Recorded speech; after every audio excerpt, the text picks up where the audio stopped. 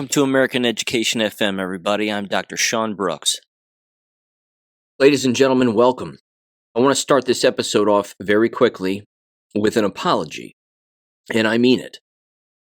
In the last episode, I was talking again about the fires in LA, certainly at the very beginning of the episode, and I was using words like deserve and you voted for this and a number of other things. I don't actually mean that. It was a bit short on my part, and I apologize. I'm sorry about that. A lot of innocent people have unfortunately lost their lives. Endless people have lost everything. My larger point, I think, is certainly this, and I noticed it, of course, right off the top, even though a number of people haven't, which is unfortunate, certainly the people who even live there. But they, of course, as politicians who live there, are responsible for all of this. They are the guilty parties. This is, in fact, arson. It was always arson. It's smart meter related. There are now endless videos out there showing such things, including the fact that endless footage exists of these homes being burned from the inside out, not just from the outside in. Yes, lots of them burned, of course, from the outside in, but some of them just caught on fire on the inside of their actual home. Seems a bit strange. Again, I'm fully aware that endless innocent individuals have lost everything, and of that I'm of course very sorry. That is terrible. So essentially, I understand almost every angle of this, believe it or not, and I'm not saying that to be braggadocious by any stretch. I see the anger from individuals, for example, in Florida, Georgia, North Carolina, Tennessee, who are saying, well, where's our help? Well, what's going on? For example, again, during the NFL games and even the college games, whether it was on, again, ESPN or any other channel, the most that they're really doing there is simply asking for donations to the Red Cross. Well, if anybody knows anything about the Red Cross, you know that they've always trafficked children, that they've always been responsible for money laundering, and that when you donate to them, that money typically goes directly into their pockets. They're not really giving it to a number of people or setting up homes or rebuilding homes or a number of other things. Again, ample footage out there showing Red Cross crates filled with cash in God knows what country. So, again, from that aspect, no, I don't recommend anybody actually donate to the Red Cross. If individuals have lost everything, and again, these individuals are, of course, innocent by and large, I'm frankly not sure what to do regarding any of them and exactly how to help them. Again, how do you help someone who has lost everything? All of their possessions, they own absolutely nothing anymore. I have no idea. Joe Biden, oddly enough, again, given the individuals in North Carolina, East Tennessee, and elsewhere, of course, Florida, Georgia, etc., regarding these manufactured, man-amplified weather events, quote-unquote, which, again, uses some weather to amplify them, but, of course, it's man-made weaponry in a great deal of cases, certainly in this, with the direct energy weapons and everything else, and, of course, the illegals and the arson, and everything else that's transpiring here, but where was Joe Biden during Hurricane Helene? He was gone. He was absent. But he claims again that the government is going to apparently fund 100% of the complete rebuild of the Los Angeles area. Well, how does that get done? Again, endless articles have already been written about it. It's taxpayer money. They're giving money again to Ukraine and Israel, but none is actually being spent on Americans in America. It should just be more proof, sort of in a quick summary here, that government hates all of us. They want us all dead. And all of the roundabout conversations that they're having and deflection that's taking place should prove that to everybody. If anybody's bringing up diversity, equity, and inclusion as the reason and or excuse for all of this, I would say that's a piece of it, but of course it's far more sinister than even that. They, of course, again, are saying, the politicians themselves, of course, who live there, like Gavin Newsom and Mayor Bass and all the other nitwits, who, again, should be hung by the neck until dead because this is treason. Not to mention, of course, the fact that individuals are dead, and because of their malfeasance, they should be charged with murder because their direct malfeasance caused individuals to die and lose everything. So why these people, as I said in the last episode, are walking down the street untouched or unharmed or unconfronted, even though one gal allegedly ran up to Gavin Newsom. I saw the video. It almost looks staged. I'm not entirely sure. But either way, all of those politicians are deflecting, and they're saying we should make this a political issue. We shouldn't ask questions. And, more people just need to start focusing on fixing the problem and preventing it from happening again. No. That's not what happens when people have been murdered. That's not what happens when people have lost everything in an entire city and multiple cities look like, and certainly neighborhoods, look like a nuclear weapon just went off. Or a hydrogen bomb, or whatever you want to call it.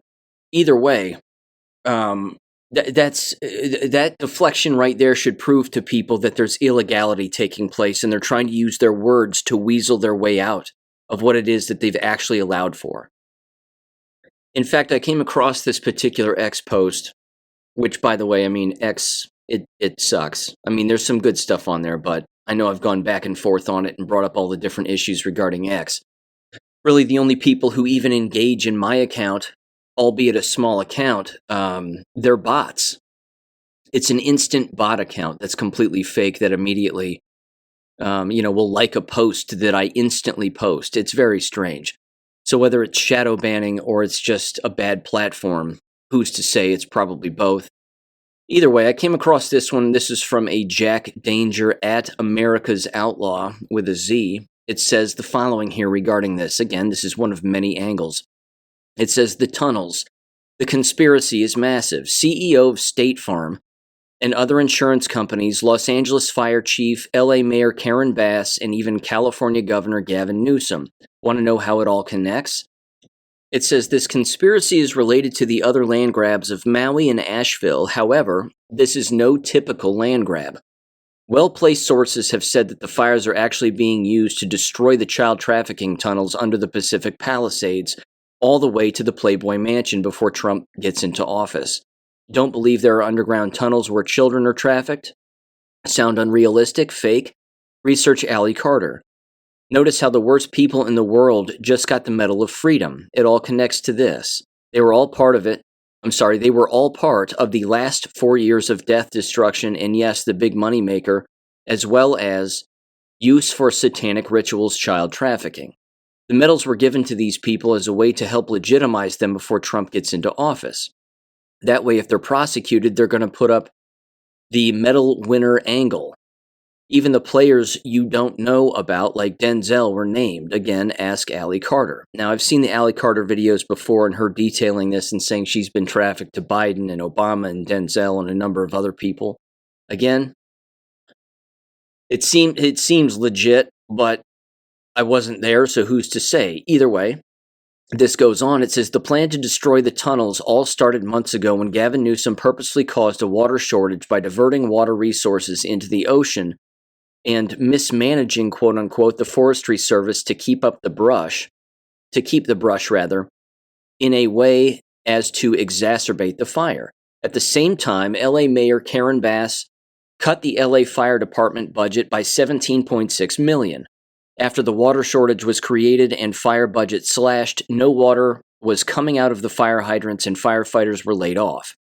In fact, if memory serves, the fire chief has now been fired for apparently criticizing Mayor Bass. I could have that wrong, but I think I remember seeing that post. She was one of the lesbians also named Karen. Anyway, ironic. It goes on, it says, that means that no water and no firefighters, as many were laid off before that, due to not getting the COVID vaccine. Once those things were in place, they had the LA fire chief prioritize DEI, making sure if any firefighters were hired, they weren't equipped to handle the job. Right before the fires started, insurance companies such as State Farm canceled the policies of homeowners all over Los Angeles. This is to make sure that the tunnels are destroyed and nothing is found in insurance investigations, as well as allowing others to come in and buy out, quote unquote, the land, since people can't rebuild. They will force them to sell to their friends, protect the secret. The conspiracy goes deep, and it does not take thousands.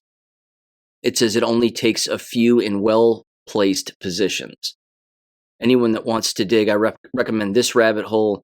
Just know that once you learn some of the sinister things lurking below your feet, you can't unlearn it. Proceed with caution. And then it basically again shows the proximity between some of these areas, the Getty Museum and the Playboy Mansion, the Palisade fire, of course, the location of that, and some of the roads and whatever else. And that's really about it. Again, they elaborated a little bit, and they answered a particular question where someone was saying, how does a fire destroy a tunnel? And they responded, and they said, it isn't about destroying the physical tunnel, it's about destroying any evidence. The fires are covering what you can't see. That is, that they are burning everything in the tunnels too purposefully.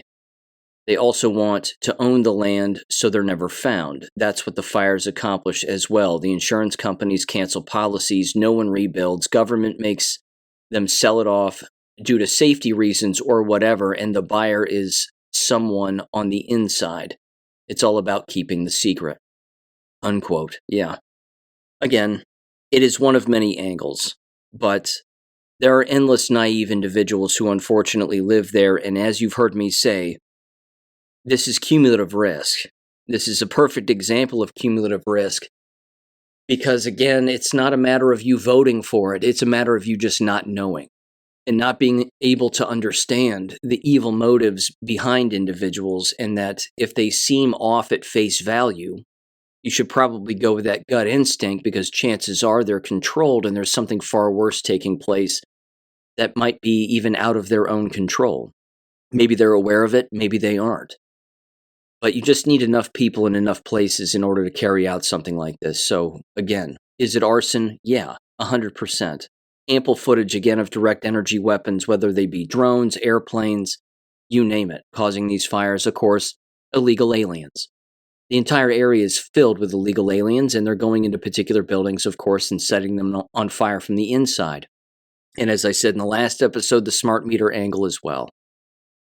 So people get to speculate and people get to ask questions because it's murder. It's just murder. And yeah, it's a land grab. And yes, it's arson and it's endless crimes. Again, insurance fraud. But as I said again in the last episode, if there's no accountability and there's no investigation and people aren't screaming arson and investigation and holding the individuals legally accountable for everything that's transpired here, then something else has to happen. Something far more severe has to happen.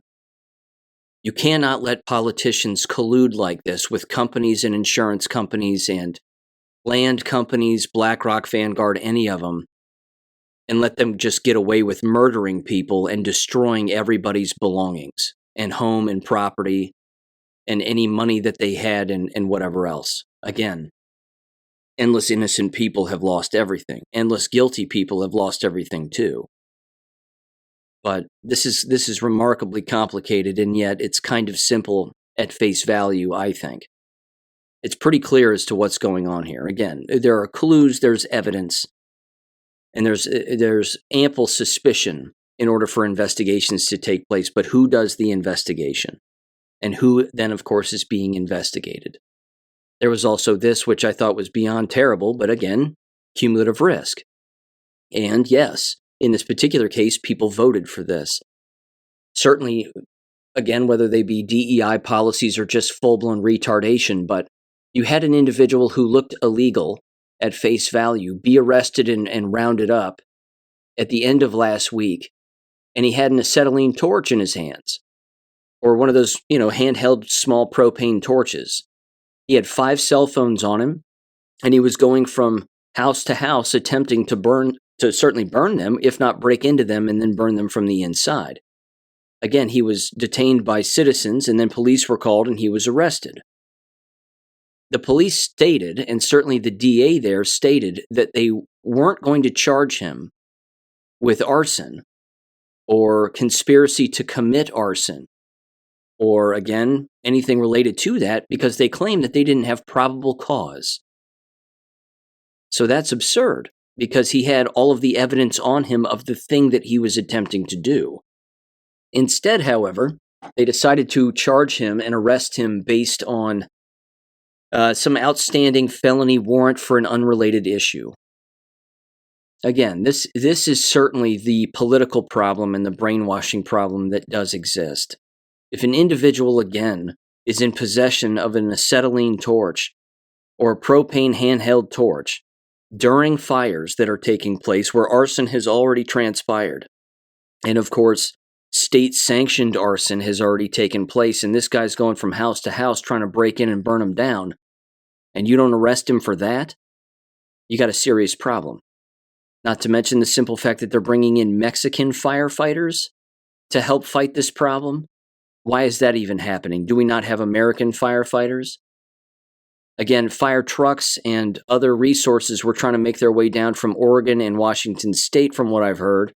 And people in California, again, even the state government was stopping them and saying that their trucks needed to be checked out and everything needed to be checked out and a number of other things. The simple fact that something like this can even happen at the hands of bad guys and there isn't an immediate solution that exists on the books for the good guys should show everybody again that government wants everybody dead, that this is their plan.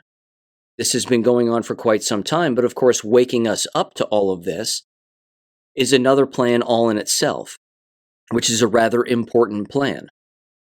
Again, if a fire like this breaks out, and again, it's more evidence, I think, of the Civil War that's taking place behind the scenes and even at face value, because, of course, it spills over on all of us, spills over on every innocent person in America, because ultimately we are the target. But if a fire were to break out, for example, why on earth isn't there an entire nationwide apparatus that is filled with C-130 airplanes or what have you that are just loaded with water? That you can just carry copious amounts of water on the inside and they just immediately and instantly go over the area all at once, like a bunch of, I don't know, B-24 bombers back in the wars in previous time, and they all just do the same runs, following one another, all dropping water, and then they instantly return back to, again, where they fill up again, and then they make another run. It seems like a problem that could get solved very, very quickly, instead of everybody just standing around and going, well, we don't have this, and we don't have that, and we don't know, and we don't know. Again, I fully understand that not having the solution is also a part of the problem, that's purposeful, that you just so happen, again, to be living right next to the ocean, and all of this land, even in, of course, in Lahaina, Maui, is burning to the ground and burnt to the ground, and yet there you are right next to the ocean. That there isn't some giant siphon that's instantly just shooting up water into the entire area and just drenching it. Again, I'm not an engineer, and I don't understand all the ins and outs of it, but I do understand that the solution does exist, that endless individuals, again, don't have access to the solution, or the solution was purposefully hindered. But that, again, therein lies the issue. The individuals, again, purposefully hindering all of this are the people who should be hung by the neck until dead for murder and endless other crimes. So, again, is it going to be biblical based on Q posts? Most certainly. It most certainly is biblical. And yes, people have to see this in order to wake up. Hopefully, every single individual who works there or lives there fully understands now that yes, this is a leftist problem. Yes, it should be politicized. And you also have massive corruption. But under no circumstance, at least in my opinion, should anybody just be saying, well, this is just horrible and I can't believe this happened. And, let's just try to get to the bottom of it and let's prevent it the next time. Anybody saying that is remarkably naive. Heads have to roll for this, period. And people have to start waking up to, again, the fact that conspiracy is an actual crime.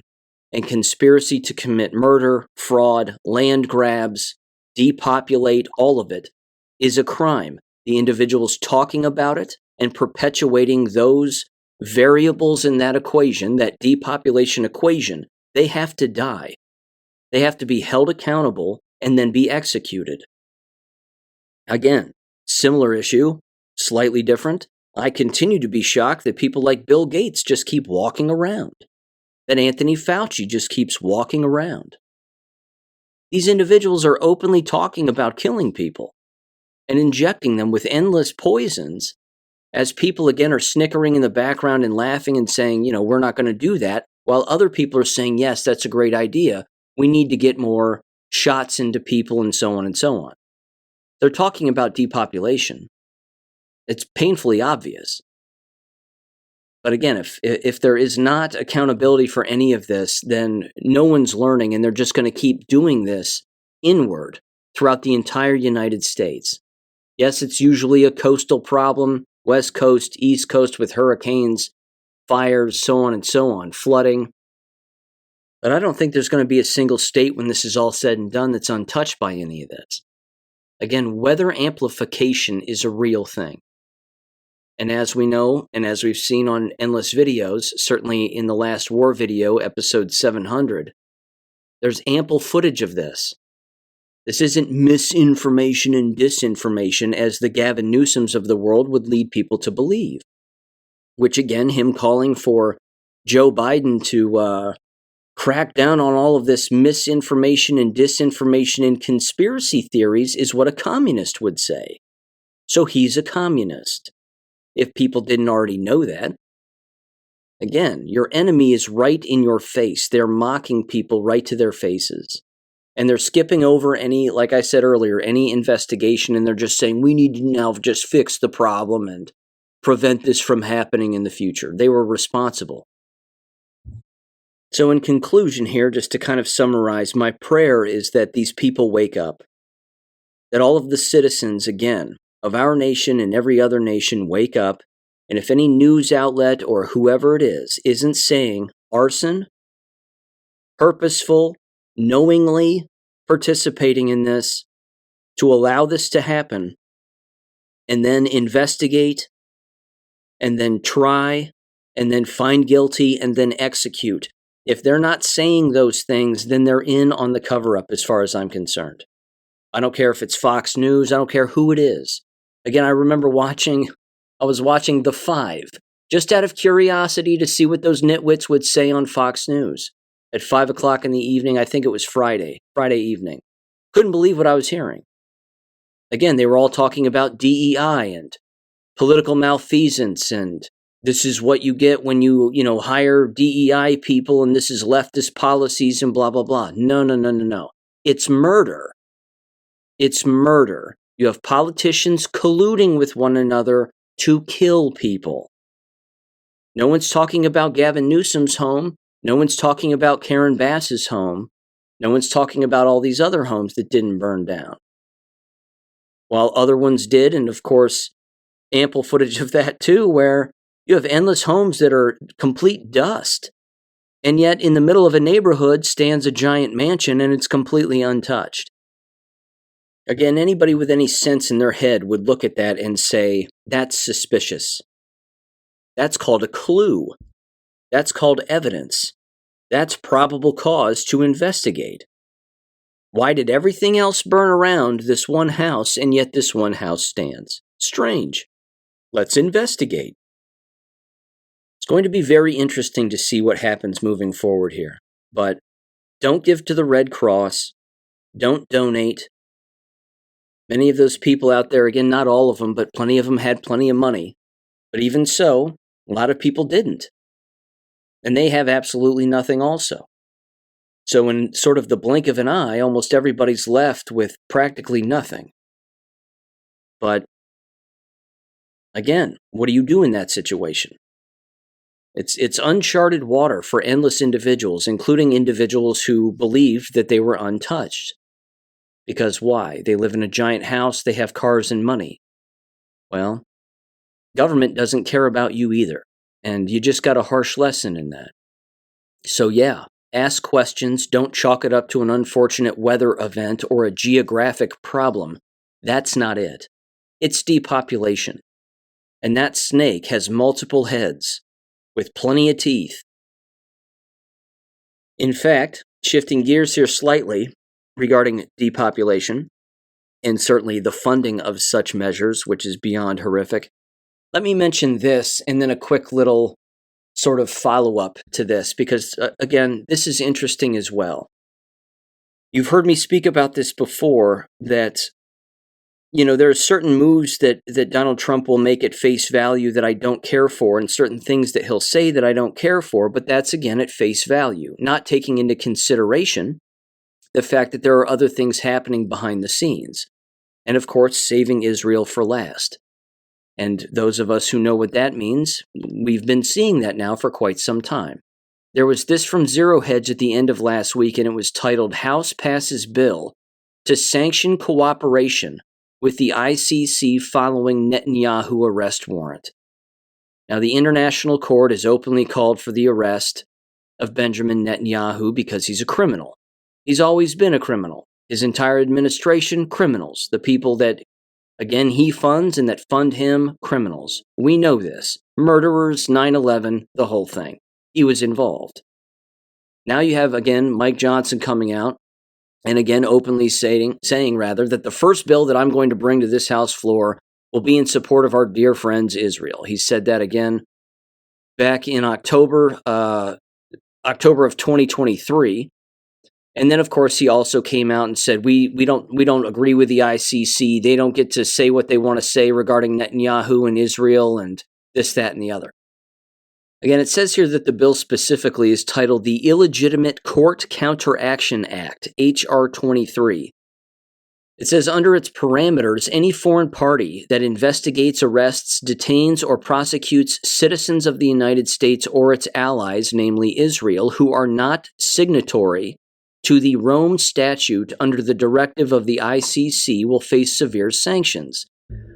Well, who cares?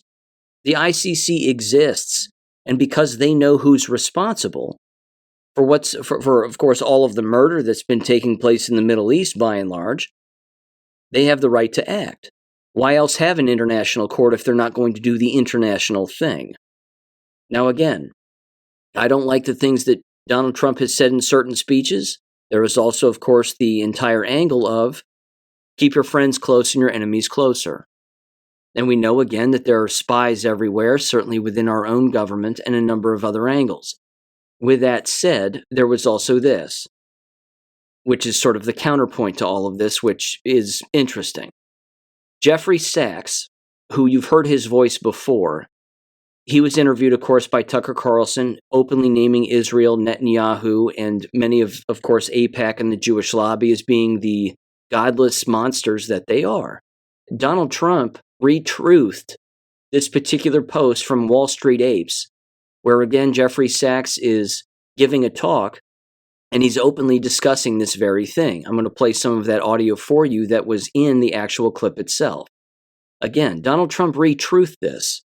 So, again, for people to say that Donald Trump doesn't know who the enemy is, that would be next to impossible. He has to know. But again, art of war. Keep your friends close, your enemies closer, and save Israel for last here. And by retruthing this and waking people up, he's pissing off a whole lot of people. So why would he do that? Unless, of course, again, he's being allowed to do that. But again, if he's being allowed to do it, it begs the question again, why put all the focus on Netanyahu specifically when, of course, all of Congress has done nothing but support Netanyahu the entire time and, of course, just had him speaking in the halls of Congress not that long ago? Even with Netanyahu, again, showing up at Mar-a-Lago with his fat, drunk wife and, taking pictures and all the photo ops and all that other stuff. Again, there's some face value stuff that I know confuses a ton of people, but who's to say that there aren't other things taking place? There would almost have to be. But I also understand, again, just very quickly, before I play the audio here, I understand the angle of individuals would say, well, Sean, he's allowed to. He's being allowed to put this out because it makes it look like he doesn't like Netanyahu, or it makes it look like he doesn't like the Zionists, when in fact he's a Zionist shill himself. So they give him some of these crumbs just to basically, again, keep some of his supporters at bay and keep him from hounding him so much when other very horrible things are happening over here with this, that, or the other. I mean, I don't know. I just find it interesting because what Jeffrey Sachs says here is worth it, and it's truthful. So give him a listen in 3, 2, 1.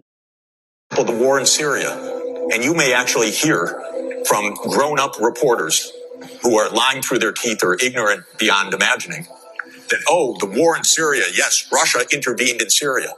Well, do you know that that Obama tasked the CIA to overthrow the Syrian government starting 4 years before Russia intervened? What kind of nonsense is that? And how many times did the New York Times report on Operation Timber Sycamore, which was the presidential order to the CIA to overthrow Bashar al-Assad? 3 times in 10 years. This is not democracy. This is a game. And it's a game of narrative. Why did the U.S. invade Iraq in 2003? Well, first of all, it was completely phony pretenses. It wasn't, oh, we were so wrong, they didn't have weapons of mass destruction. They actually did focus groups in the fall of 2002 to find out what would sell that war to the American people. Abe Schultzke, if you want to know the name of the PR genius. They did focus groups on the war. They wanted the war all the time. They had to figure out how to sell the war to the American people, how to scare the shit out of the American people. It was a phony war. Where did that war come from? You know what? It's quite surprising. That war came from Netanyahu, actually. You know that? It's weird. And the way it is that Netanyahu had from 1995 onward the theory that the only way we're going to get rid of Hamas and Hezbollah is by toppling the governments that support them. That's Iraq, Syria, and Iran. And the guy's nothing if not obsessive. And he's still trying to get us to fight Iran this day, this week. He's a deep, dark son of a bitch, sorry to tell you, because he's gotten us into endless wars. And because of the power of all of this in the U.S. politics, he's gotten his way. But that war was totally phony. So what is this democracy versus dictatorship? Come on. These are not even sensible terms. The clip just cuts off there. Again, anybody can look up his entire speech, and you can go and, again, listen to him again on Tucker Carlson's show. Why would he retruth that? Why would Donald Trump retruth that if Netanyahu's card hasn't already been pulled?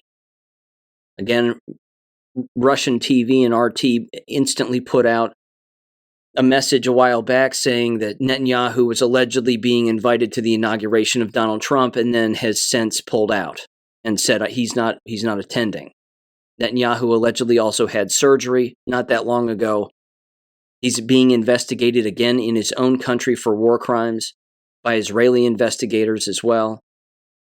This is the part, too, that about Stu Peters that bothers me is he's incapable, and you would think, again, as a bounty hunter, allegedly from back in the day, you would think that he would have sense when it came to clues and evidence and wanting to take in all of the evidence and as many clues as humanly possible to arrive at an objective conclusion. He's incapable of seeing that this evidence is very interesting. Goes back even to the BB Files documentary. As Stu Peters watched the BB Files documentary, in the first 40 minutes, I thought to myself, Netanyahu's card's being pulled. He's done. He's finished. His own people don't like him. And his entire regime and his entire government. The man's satanic. Benjamin Netanyahu's not his real name, after all. So again, this is all evidence. This is all very, very interesting. Again, I'm not saying that Donald Trump hasn't had bad people around him in the past. Certainly Jared Kushner's a piece of trash from everything that I can tell. But even so, there are other things at play here. Donald Trump is just a particular figurehead. What if there are, again, excellent people behind the scenes who know exactly what's going on here? Let me transition even to this, because I think this is connected also. People, of course, were losing their minds about Greenland and Canada and the acquisition of those particular countries. What if it's not really about, again, as I brought up with Robin McCutcheon, and she mentioned as well, what if it's not about turning them into American states, but giving them the sovereignty that they've never had before? What if it's, again, beyond their resources that are available to them, but giving their resources back to them and back to the people instead of the Crown of England controlling the entire thing? again, seems rather important. And then, of course, individuals have openly said, well, Greenland's not going to become a part of America, and they're not interested in becoming the 51st or 52nd state, so that's never going to happen. And then, believe it or not, now you have the individual who runs Greenland talking with the Prime Minister of Denmark, because they're the ones who apparently have the rights through the Crown of England over Greenland in the first place. So it's like every single time that someone says this particular thing regarding Donald Trump and things that he has said aren't going to happen, they end up happening. Again, I'm not carrying water for one person or another. I'm simply saying that there's more evidence here of more things taking place. And it's not blackpilling. It's not like, well, it's just all doom and gloom and it's more of a land grab for a one world government and that's the way that it is because Greg Reese and InfoWars said so and whatever else. There's more to it. There has to be more to it. Again, those countries have never been their own countries. It's never been a sovereign land. Same thing with Australia and New Zealand. The Crown of England has always owned them. Well, what if in the future they aren't and they don't? What if they don't right now, but the governments who actually operate there that are, of course, beyond totalitarian, certainly in New Zealand and Australia, along with the others, I'm sure, certainly Canada.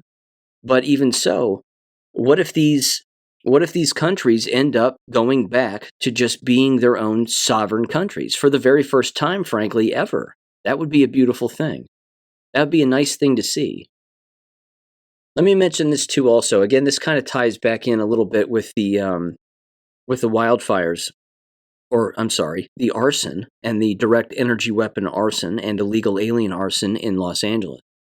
But the fog storms that were quote unquote fog that was impacting a lot of Florida and a lot of other areas. This was from Sudden and Unexpected on X. @2baffled is their address. It says the following here. It says samples from the thick, unusual fog that many states had experienced were taken to a lab for testing. They found it was saturated with Serratia, I'm saying that right, Serratia, Marcescens bacteria, I'm saying that correctly also, and it says is also considered a parasite. This act of releasing these pathogens into society is considered biological warfare. It says types of Serratia marcescens, again, if I'm saying that correctly, infections observed in humans can cause urinary tract infections, bloodstream infections, pneumonia, ocular infections, respiratory tract infections, meningitis, wound infections, and osteomyelitis. It says, isn't it strange that large amounts of people have been ill in the last week, yet they're preparing us to take the next vaccine for another virus, unquote. And they were, again, reposting the actual individual who apparently, again, tested these particular chemicals as they were gathering them from the air. Now, regarding the fires, of course, same thing. All of that smoke, all of those plastics, all of those metals, all of those chemicals, all of that material, of all of those homes and every other object that's burned to the ground. People are walking around and breathing that in. What are the long-term and short-term ramifications of that? You can certainly guess cancer. One, being one of many, of course. Again, think of 9/11. Towers come down, no planes hit them, they explode from the inside, collapse on top of one another, and then again, shortly thereafter and even years down the line, decades as a matter of fact, people are dead as a result of just breathing in all of that dust and all of that debris. Again, depopulation, as I said earlier, and as you know, is a multi-headed snake. Lots of fingers on that hand. And not all of them have the same timeline. A lot of them have different timelines. Kill somebody instantly with an injection, or kill them long-term by burning their house to the ground with a direct energy weapon, and then they, of course, breathe in all that dust, and then a decade later they have lung cancer and they've never smoked a day in their life. This is part of the issue. This is why people have to, be tried, executed, and people have to be held accountable. And then, of course, the brainwashed masses have to be told what actually took place because they can't think for themselves. They're too far gone. They're too brainwashed. If the idiot box doesn't tell them, they're never going to know. Again, it's a sad state of affairs, but that's the sad truth also. They just have to be told. The brainwashed have to be told by government one way or another. In fact, that leads me to this very quickly. This was from The Hill at the end of last week also. It was titled, Ohio Governor Signs Bill Requiring Schools to Notify Parents of Sexuality Content. So I've been over this before, but finally, the feckless DeWine, Governor DeWine, did sign HB 8 into law. The Parents' Bill of Rights requires public school staff to inform a student's parents if the student identifies as transgender or gender nonconforming. Also creates a mandatory religious instruction release time policy. Excellent. That means, again, schools can adopt a religious release time program. They just have to follow the particular rules, again, which I've been over before, certainly on Substack as well, in relation to LifeWise, which is growing in popularity, which is a good thing.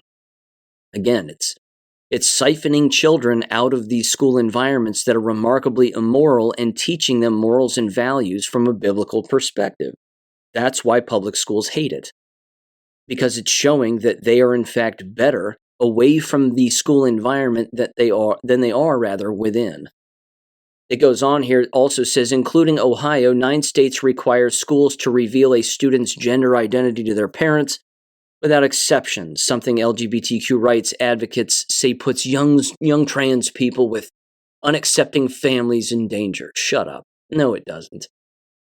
Just call them brainwashed and go about your day. Again, it's basically a law saying we don't have to pretend with you brainwashed people anymore, which again is a good thing. But the simple fact that there has to be a law or a bill signed into law to make that the case, that should show people again that their rights have been completely stripped from them, that they need another law then to remind everybody of what their rights are. I have more on that front, and certainly the education front, and a local happening here, which was remarkable, with some audio to play here in just a second. But on a very positive note also, I want to make an interesting observation. In watching these bowl games, certainly when it comes to Notre Dame and Ohio State, now playing in their national championship game, and those games were amazing, I thought.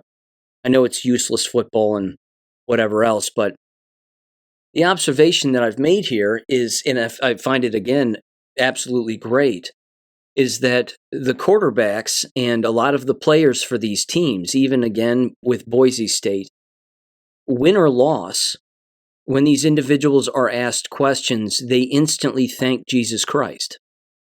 It's the first words out of their mouth. Again, they're asked about an X's and O question, or what did you think about that game, or the reporter does their very best to lead with a question that's very specific, and they don't answer the question specifically, not immediately. The first thing they say, like, for example, Will Howard for Ohio State, and again, even the quarterback for Notre Dame and the other players, they all did the exact same thing when they got a microphone in their faces. They just thanked Jesus Christ as their Lord and Savior first.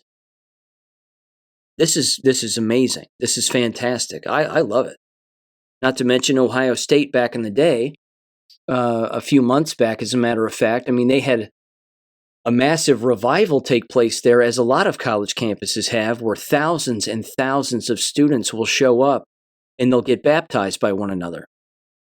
Again, it's a wonderful thing. I like it. It's good. I don't think it's some scheme or some plan to get individuals to watch sports more than maybe some do already, but they're just giving credit where credit is due, which is a very good thing. So, yeah, interesting observation. I think it's rather obvious to me that this is happening more frequently, which is very, very good.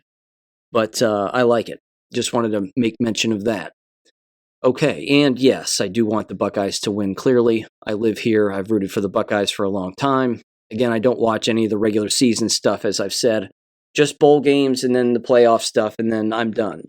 No more TV and no more sports for the rest of the year for me. Okay, anyway. With that said, let me mention this. I want to give you a quick update regarding Danielle Mann.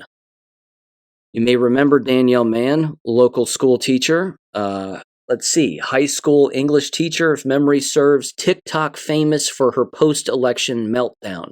Remember her? Screaming and yelling in her car on at least 3 occasions that we need to protect ourselves and stay away from Donald Trump supporters, in particular male students, and assume that they're all rapists and all that other shit that she said. Allegedly. Anyway, she's apparently stepped in it again.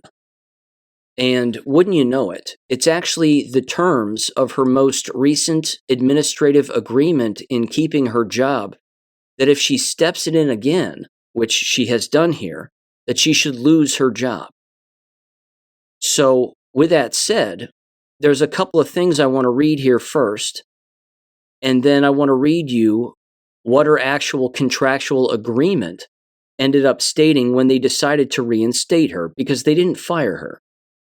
Which is what they should have done, because again, if it was anybody else, they would have lost their job. But because the education business is nepotistic, and it's filled with favoritism, and a number of other things that if you politically align with the people who are in charge, then you're safe, but if you don't, then you're not.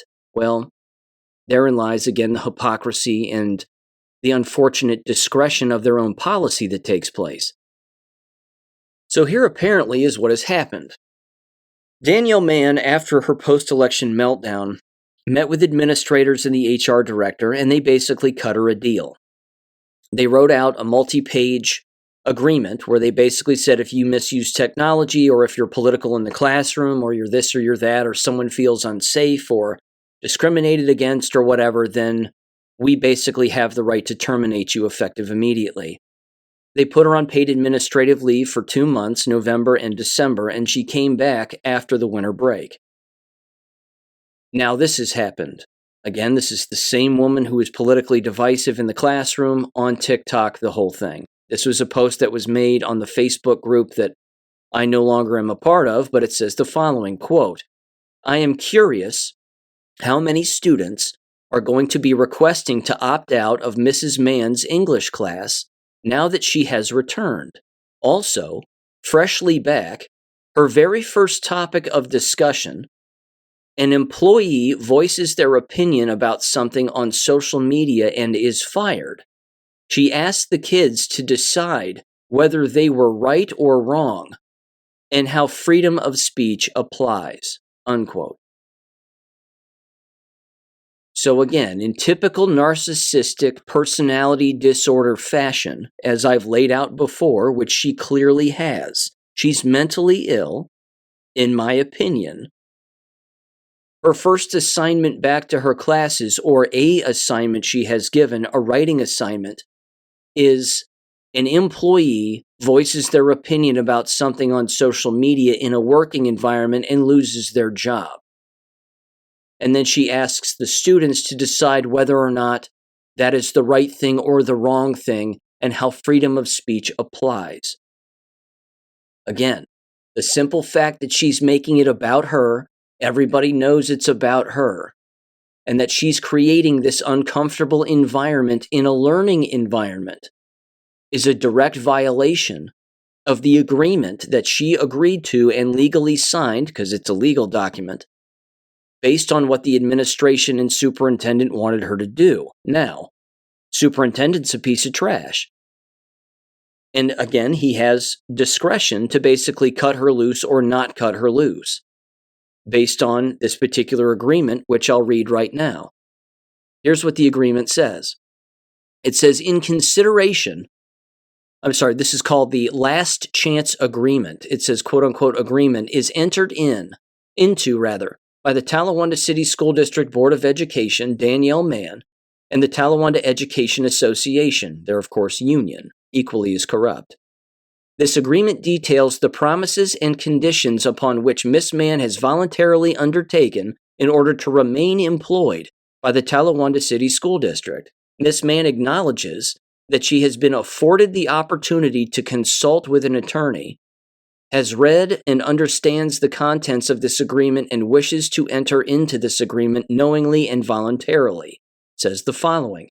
In consideration of the board's agreement to continue Ms. Mann's employment with the Talawanda City School District, the parties agree that, quote, number 1, suspension.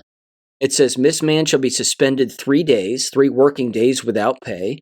The basis for the suspension is the misconduct in which Ms. Mann engaged as set forth more fully in the pre-disciplinary hearing notice issued November 8th of 2024. The suspension will be from November 18th through November 20th of 2024. So she had some unpaid days. It then says number 2, limitations upon conduct. From here on forward, Ms. Mann shall, and then it has 2 sections, A and B. A, maintain appropriate professional relationships with staff members and students at all times. B, refrain from violating Board Policies 3201, which is staff ethics, 3213, student supervision and welfare, 3231, outside activities of staff, or 3310, freedom of speech in non-instructional settings.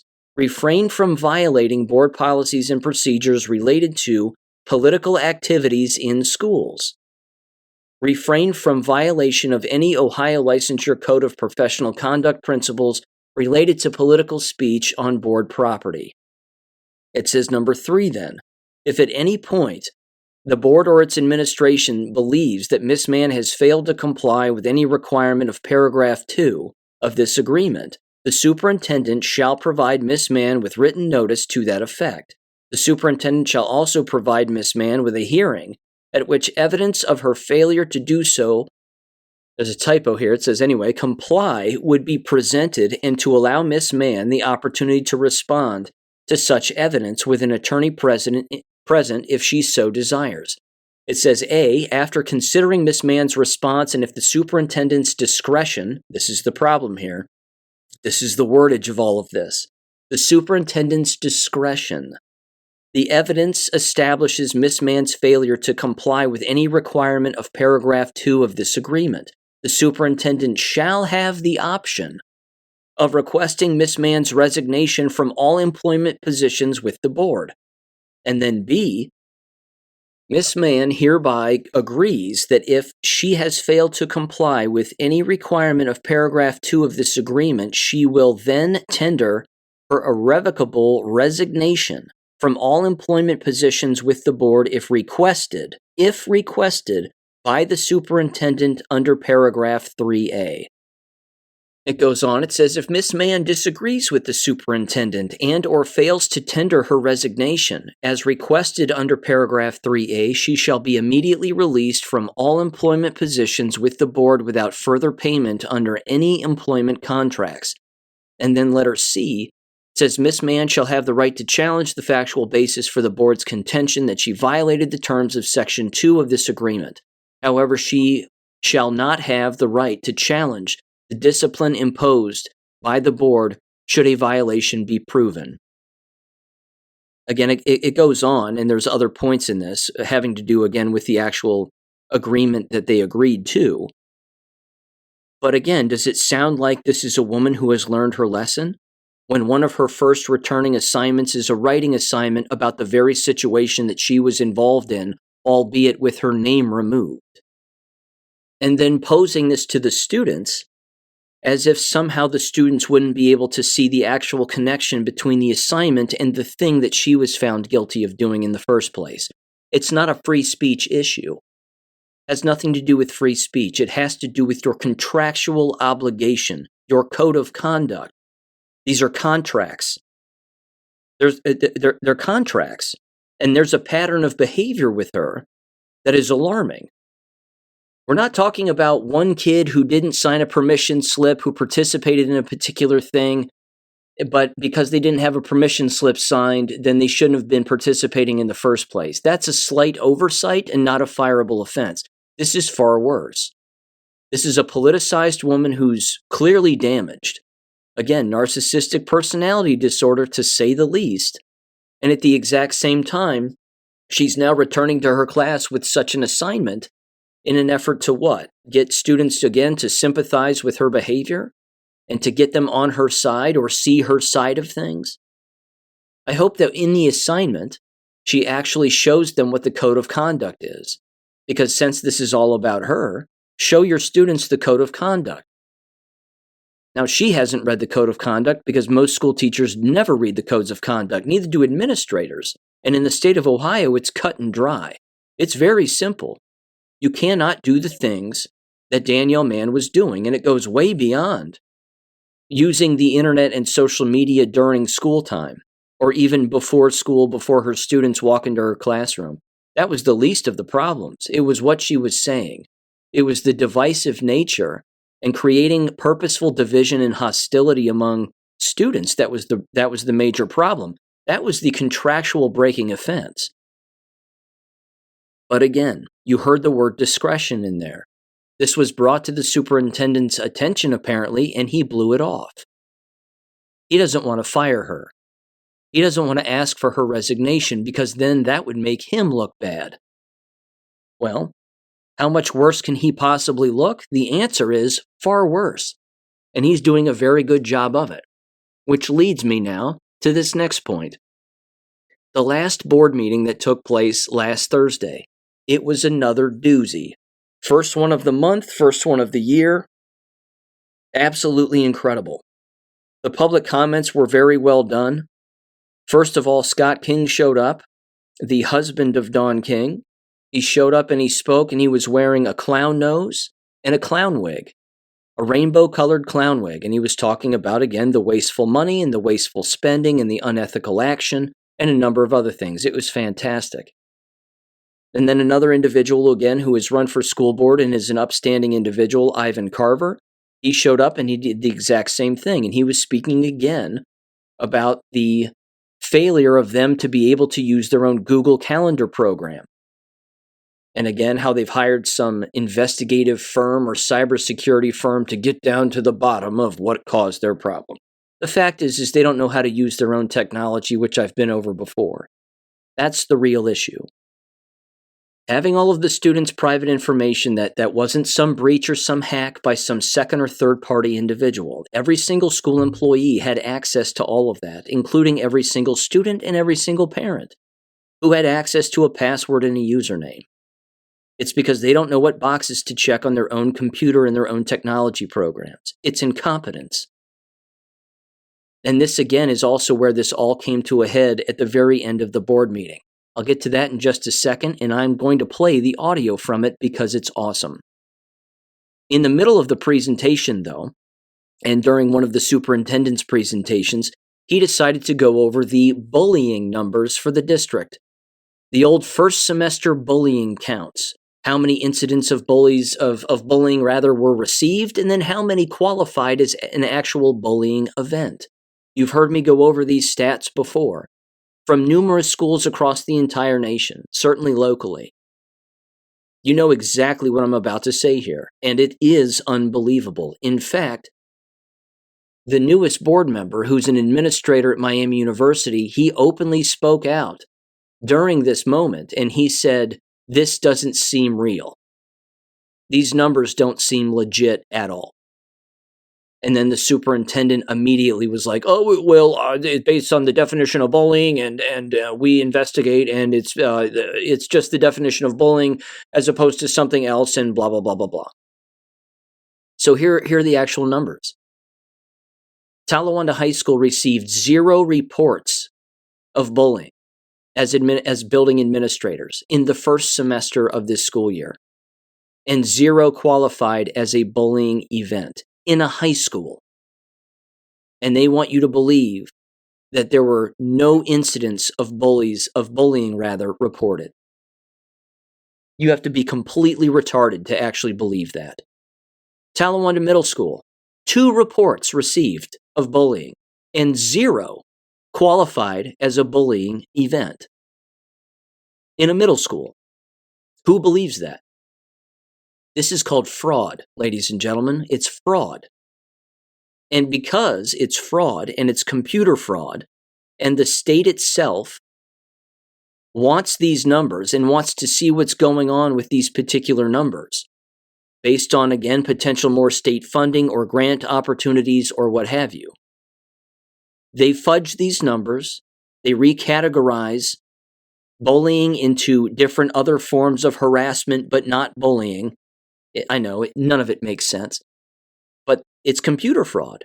Because if money is tied to the result and the answer, and you reporting the answer to the state, and you're fudging these numbers and these definitions, you're lying. It's actually against the law. Bogan Elementary, 4 reports received of bullying and 0 qualified as a bullying event. Who makes this decision? Seems remarkably subjective, probably an administrator. Then they delete the incident, whether it qualified or it didn't.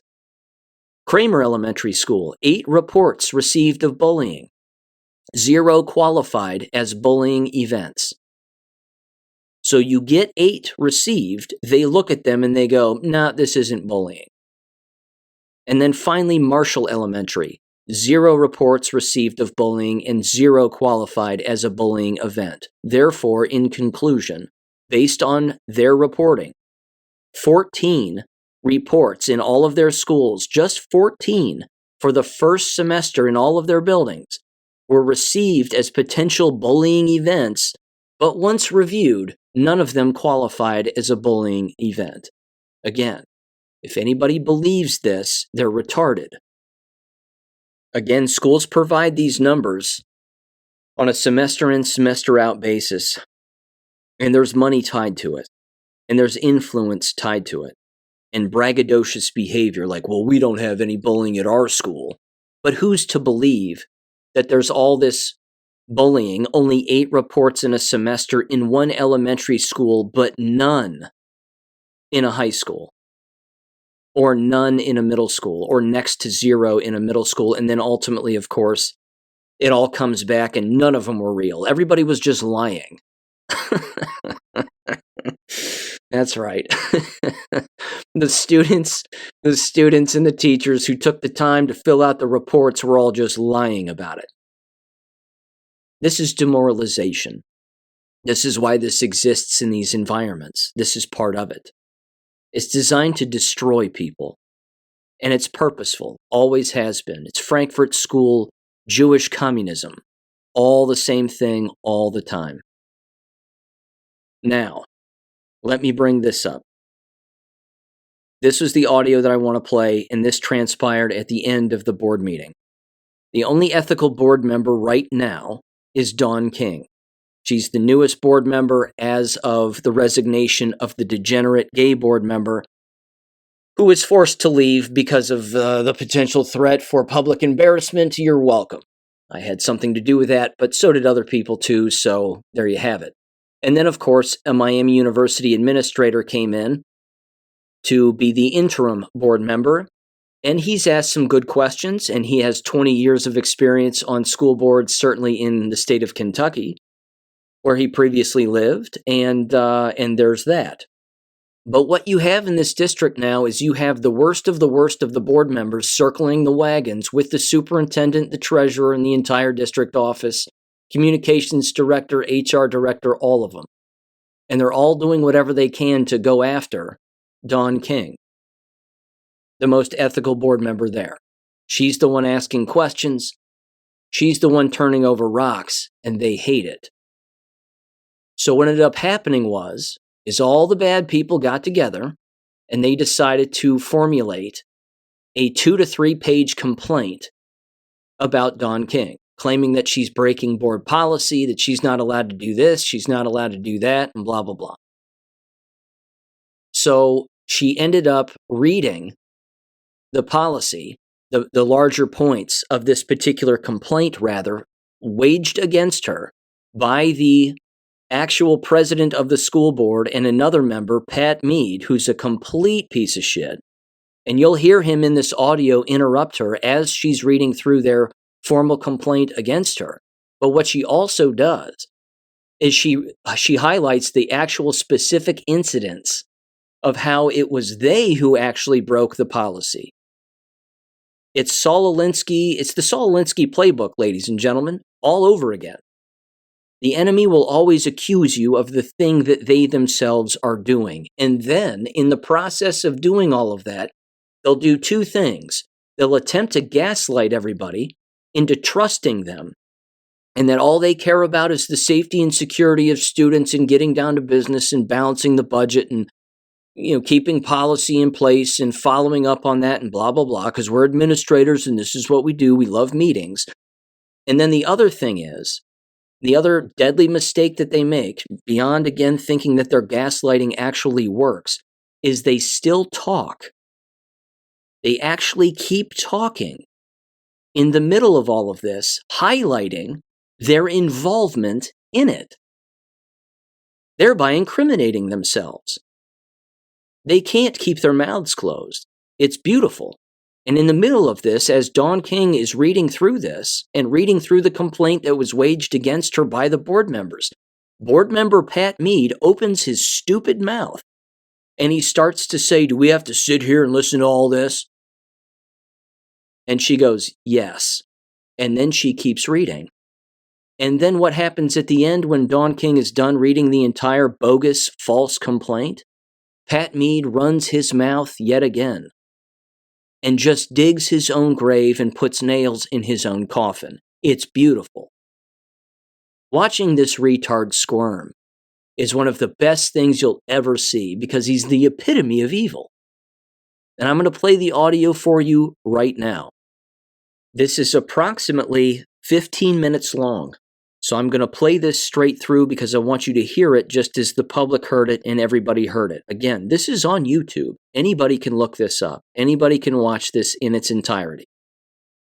Again, these were board comments, the board comments section or portion of the meeting, which always happens right at the very end. It's the end of these meetings that are highly entertaining because it's where the evil people are actually being held accountable. Which, one last thing before I play the audio, if anybody is dumb enough in the town where I live to continue to align yourself with the board members who are remarkably unethical, which is everybody by and large except for Dawn King, and you come up to the microphone supporting the district or supporting the other board members and the superintendent or whatever, you're showing everybody how dumb you are. It's like a moth to a flame. So my recommendation to those morons would be to shut up and understand that you don't have it all figured out. You don't know what's about to happen in the months going forward here. I know what's going to happen to these people from a legal perspective, and it isn't going to be good because they're being sued in a federal lawsuit, which means there's going to be depositions. Video recorded legal depositions of these board members, including a past board member by the name of David Bothist, the superintendent, and a boatload of district officials. They're all in it. And I'm going to get my hands on those video depositions. And all my internet friends and all of you listening are going to get to hear them. Mark my words. This is what 2025 has in store. So here's Dawn King. Her reading of the complaint, her defending herself ethically, and then Pat Mead putting the nails in his own coffin. In 3, 2, 1. I guess I'll go first. There was a public complaint made against me, and I have the right to have it handled in executive session, but to be fully transparent, I decided I would rather bring it on the stage so everyone can hear what the complaint is as well as my responses. I want to make clear what I have written does not involve our new board member, Matt Wyatt. Most of this all took place prior to him being here. I just want everyone to know that. So first I will read the complaint. Ms. King has engaged in multiple actions over the last year that contributed to creating an environment of fear, suspicion, mistrust, and intimidation among staff. They're clearly beyond the boundaries of responsibility of elected board members. In some instances, she has continued to engage in these actions after being notified that it is not appropriate and/or not her responsibility to do so. So that is the overall complaint. Complaint number 1. micromanaging district operations, questioning security protocols, questioning staff, administrator supervision and scheduling, monitoring staff, participating in and perpetuating rumors, example staff investigations and discipline in executive session and via email. My response to the first complaint. Asking questions is part of the job of a school board member, especially a new one. I'm in charge of budget and policy that cannot adequately be done without having information that is necessary to make such decisions. When someone doesn't trust the two people working for them, the superintendent and treasurer, it's only natural for more questions to arise. While I have a much better relationship with our treasurer, the most current investigation that our district paid for indicates that both of them lied. While I cannot go into detail about the situation for confidentiality reasons, I do have written proof that they were dishonest and untruthful. I have no plans to stop asking questions about information that requires clarification. Many of what you are calling rumors have been factual information if it impacted how I need to vote. I have read over personnel files for 2 employees who've been placed on administrative leave. I made multiple requests for executive sessions during this exact time frame, and the board president denied those requests. I did not want to wait weeks to find out information that should have been shared with the board in real time, not several weeks later. The board should be the first to be notified of how these kinds of situations are being and have been handled. Instead, I feel like we are frequently last. Second complaint. Intervening. You want us to wait until you're done with all 5 of them? Sure. Okay. Intervening, interfering in disciplinary investigations or actions regarding staff or students prior to any action reaching the board level, challenging disciplinary decisions, directing administrative persons to take action without going through proper channels. My response to complaint number 2. I have taken no action or challenged anything. I'm allowed to verbally say that I don't agree with the decision. I have taken no action against a disciplinary decision. I also do use proper channels, for example, contacting our district Title IX attorney, who directed me to contact one of Talawanda's Title IX coordinators, and that was Mike Malone. The information that Mike provided to me also indicated that our superintendent was not truthful when answering questions that I had previously asked him. Again, what you're considering to be rumors was again proven to be fact. Number 3, complaint number 3. Sharing information that is legally protected content with individuals who do not have standing to possess that information, failing to maintain security of confidential email communications, forwarding confidential emails to personal email account. My response to number 3. Where is the proof of me sharing protected information? I'm constantly told that I cannot make an allegation without proof. I have seen no proof of this. Please provide written proof. Regarding the forwarding of my emails, I do that at the advice of my personal legal counsel. It is okay to forward emails for my own personal record as long as they are not shared. I have not shared them. If forwarding these emails was illegal, you would have stopped me from doing so long ago, so obviously this is not a problem. Complaint number 4, circumventing policy and protocol and communicating with staff, refusing to notify the superintendent of communications in meetings with building administrators, human resources. My response to number 4. I was in contact with Scott Davey, the principal at the high school, and Ms. Hess, the vice principal there, last year for 2 visits to that school. I am the school board liaison to that school and was a parent of a student in that school last year. I also visited Bogan Elementary for a tour and shared that with the superintendent. As I disclosed at the December board meeting, there's no policy that prevents a board member from reaching out to administrators. That would be a policy in the 1000 series of policies, and that does not exist. I confirmed that with Talawanda's Neola representative. Policy 3112 covers certified staff only. Complaint number 5. Publicly sharing information that may compromise the safety of our students, staff, and buildings. Sharing information about security at Bogan that was incorrect even after being told we don't share that information. My response to complaint number 5. Bogan was the only school in our district at the time without a proper security system, and it is our most remote school. I was sharing information to show the board and public that a new security system was necessary as soon as possible. The information I was reading from was directly from police reports. I am the person who asked to have the new security system put on the agenda during that meeting to vote. If anything that I said was incorrect, I was not aware at the time. The security system was approved and installed quickly. I consider that to be an accomplishment for me, not something to be ridiculed about. Now, number 6. Complaint number 6, violating policy and state regulation by illegally moving to terminate the superintendent's contract in public session without due process, as well as demeaning the evaluation process of the superintendent by submitting a blatantly subjective evaluation. My response to number 6. My personal legal counsel advised me to call for the termination of our superintendent's contract, since multiple requests for reprimand of him were denied by the board president for his conduct. It was the responsibility of the board president not to make a motion for a second, which she did. As far as a yearly evaluation for the superintendent, I cannot be criticized for an evaluation that I conduct. This is my objective opinion, and there was very little guidance given in the direction of the evaluation.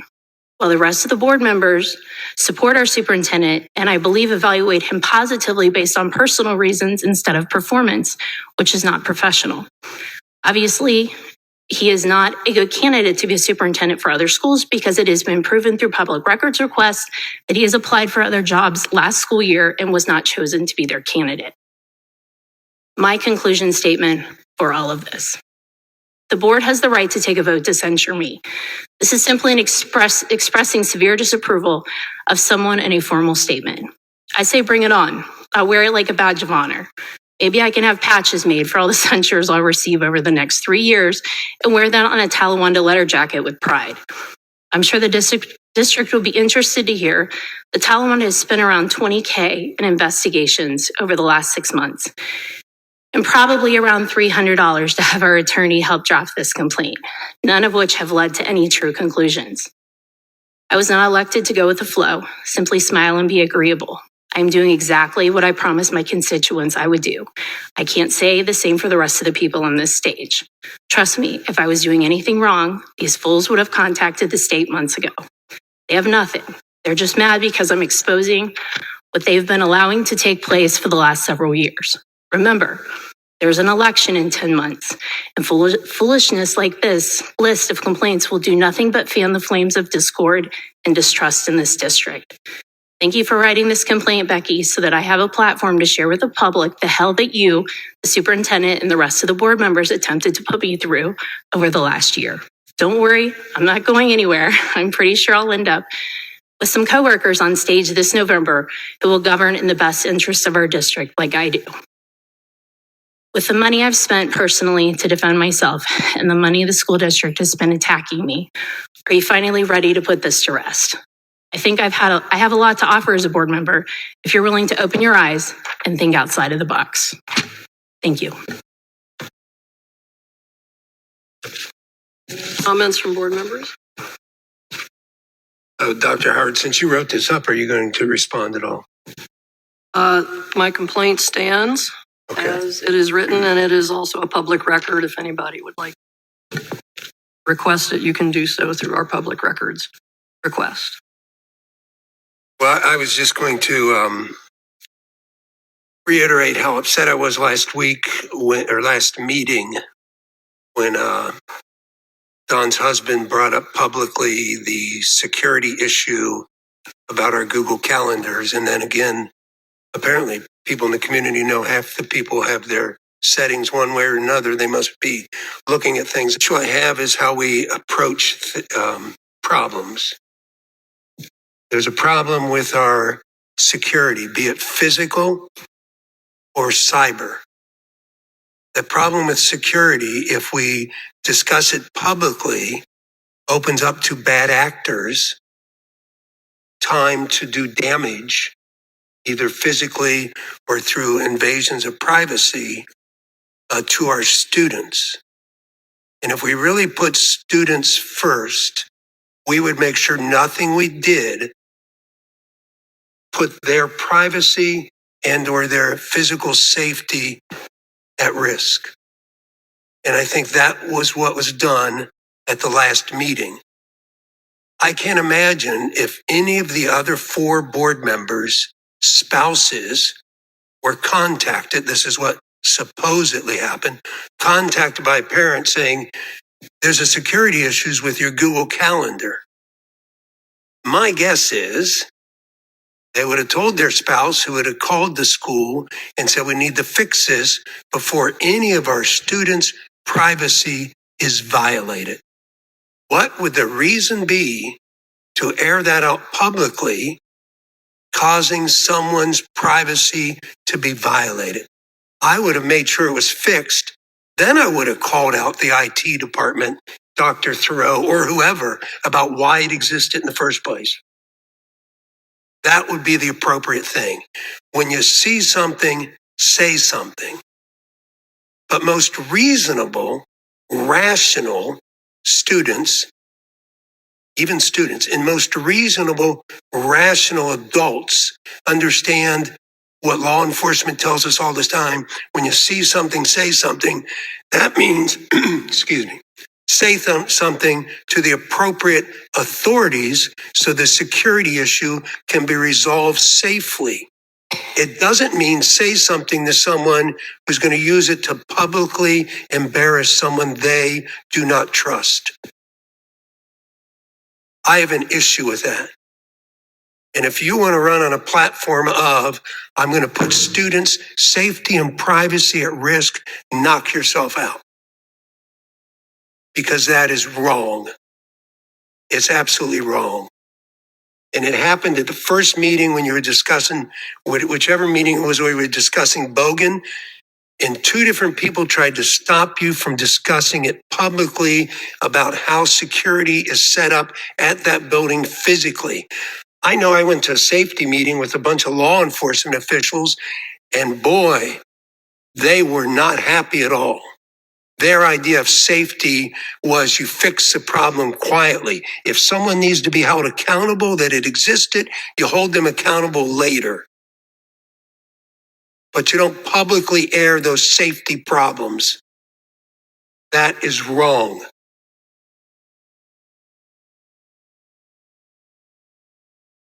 I'll leave the rest of it to you, Ms. Dr. Howard, but sorry. Anybody, any other items from board members? Yeah, I'd like to receive a copy of the paper copy you have, Dawn, of the response. Thank you. I would like to remind everybody, we do need to move forward, and we've been trying to do that for months. We need to keep in mind that there are amazing things happening in this district. We've seen that on the report card in the fall. And I think it's not just frustrating, it's somewhat tragic that all of that success, all of the amazing things that our staff and our students are doing in this district are getting overshadowed by unnecessary drama. Our job as board members is policy and finance. And I think we too often lose sight of that job. And I would just like to, again, remind the public, let's stay focused on the successes, the challenges, and recognize when there are things that do need to be fixed, that we do need to address, and that we do that in a way that moves us forward. Anything else? Yes, I have a couple of things I'd like to say. First of all, again, well done. Don King bitch-slapped the entire school board. The superintendent, the treasurer, all of them, except for, of course, Matt Wyatt, because he's the new guy, and he has nothing to do with this. These people have no idea the trouble that they're in. No idea.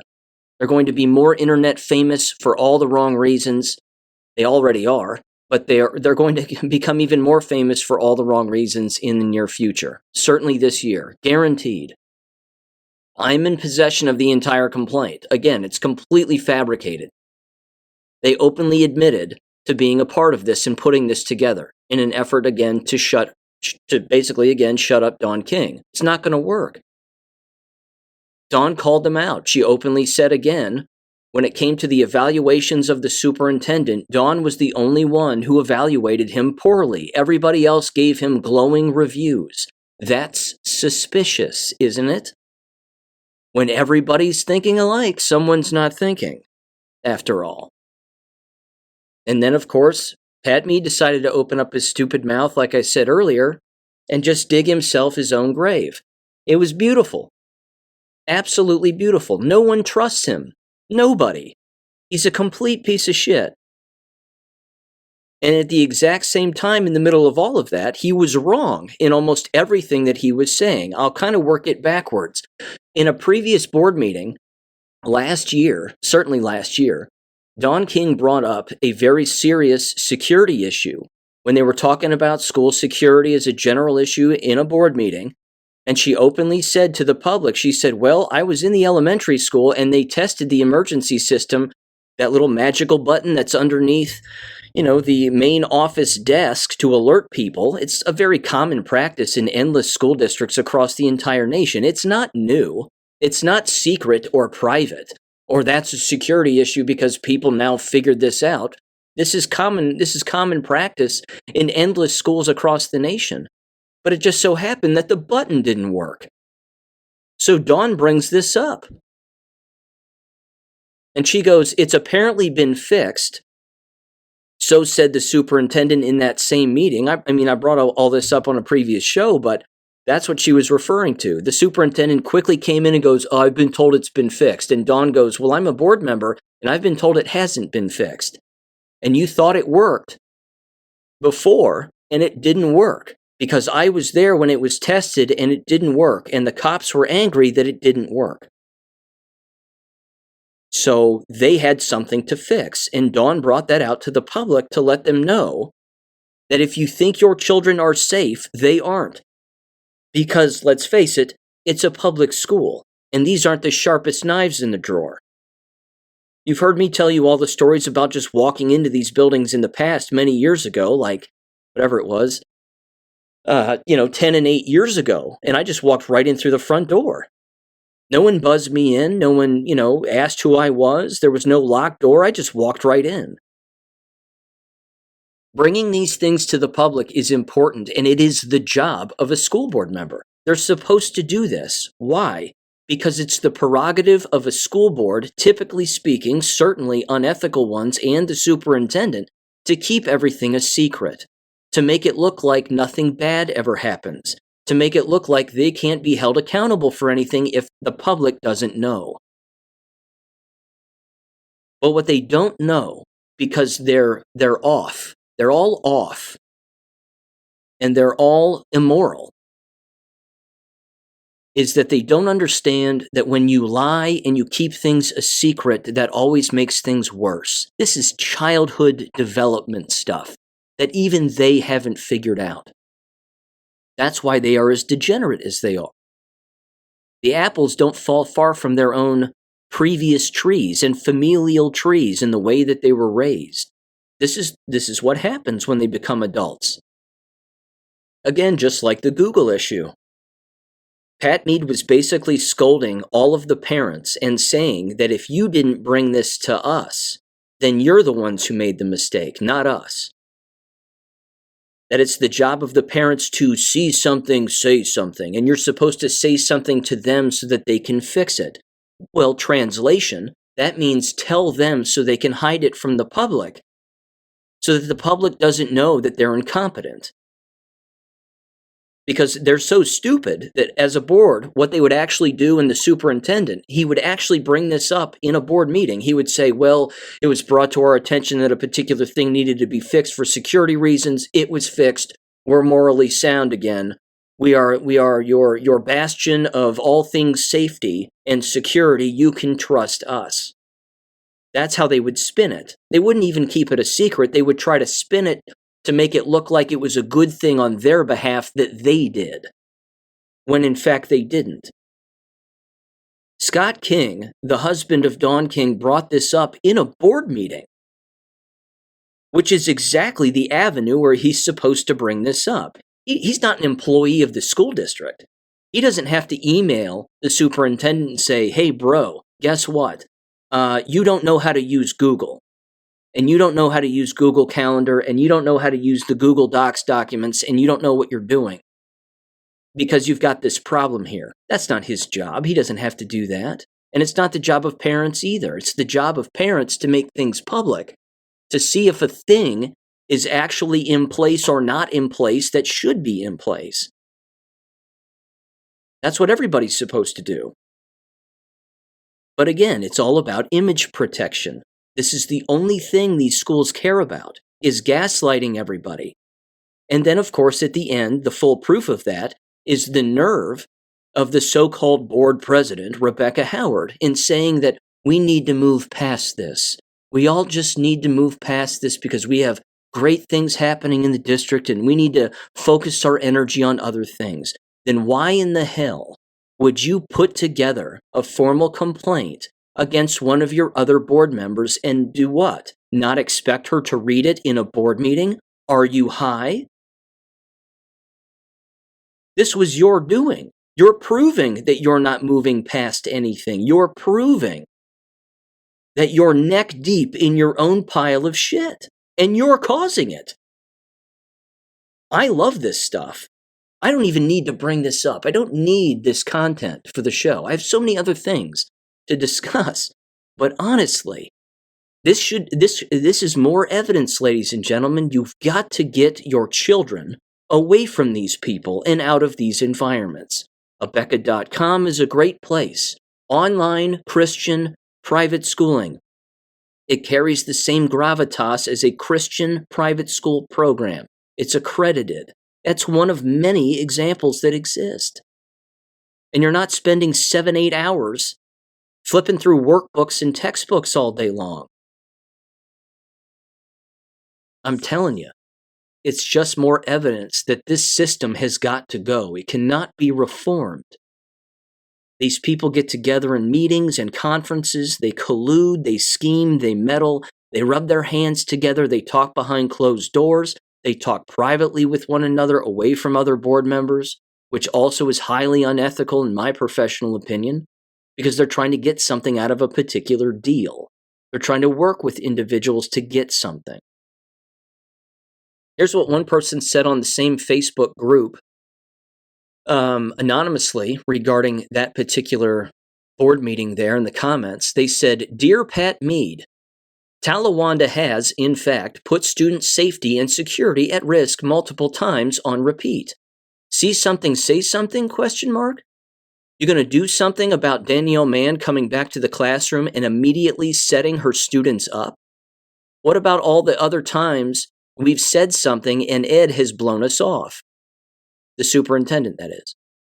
"I'm pretty sure you were told about the not a data breach, quote unquote, and not Google's fault, quote unquote, but your actual screw up during the last meeting and chose to ignore it until the following day. So see something, say something only seems to be effective when you actually want to hear it. After watching this board meeting, it is clear that there are some serious issues with some of you on the board. Your behavior is both unprofessional and an embarrassment, as well as costing this district an exorbitant amount of wasteful money. It is no wonder that you continue to support the incompetence of the superintendent because a few of you are completely incompetent as well. I'm sure you all have violated the sunshine laws on multiple occasions and all need to resign.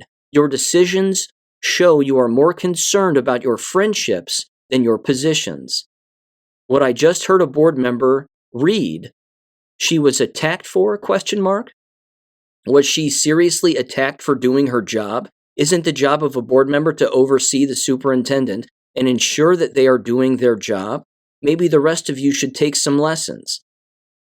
And since your attorney is completely misguiding you because they're getting paid constantly, because this district keeps doing dumbass stuff, let me help you out. Find a new attorney! !